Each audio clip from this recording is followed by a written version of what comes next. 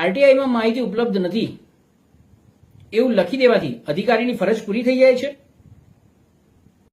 શું તમને પણ ક્યારેય આરટીઆઈમાં માત્ર એક જ લીટીનો જવાબ મળ્યો છે? માહિતી ઉપલબ્ધ નથી. જો એવો જવાબ મળ્યો હોય તો આજે જ આ વિડીયો તમારા માટે છે. માહિતીનો અધિકાર અધિનિયમ 2005 નો હેતુ માત્ર જવાબ આપવાનો નથી, પરંતુ સાચી, પૂર્ણ અને કારણભર માહિતી આપવાનો છે.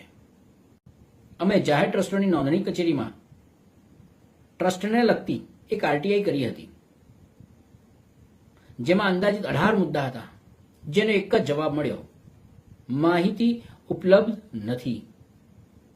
પરંતુ પ્રશ્ન એ છે કે કઈ માહિતી ઉપલબ્ધ નથી? શા માટે માહિતી ઉપલબ્ધ નથી?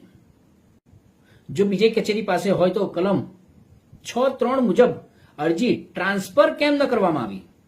આ બધા પ્રશ્નોના જવાબ આપવાની જવાબદારી જાહેર માહિતી અધિકારી શ્રીની હોય છે. માત્ર એક લીટીનો જવાબ લખીને આરટીઆઈનો નિકાલ કરી દેવો, માહિતી ન આપવી, પારદર્શિતા અને જવાબદારી ભાવનાને નબળી બનાવે છે. અને આ ફક્ત એક જ વિભાગની વાત નથી. અમે આ મુદ્દે પ્રથમ અપીલ પણ કરી રહ્યા છીએ અને રાજ્ય સ્તરે સુધારા માટે પણ રજૂઆત કરી રહ્યા છીએ. એક સામાન્ય માહિતી મેળવવા માટે 8 મહિના કાઢવા પડે છે. જો તમને પણ આવો જવાબ મળ્યો હોય તો મૌન ન રહો. કાયદો જાણો, તમારો અધિકાર જાણો અને જરૂર પડે તો અપીલ કરો.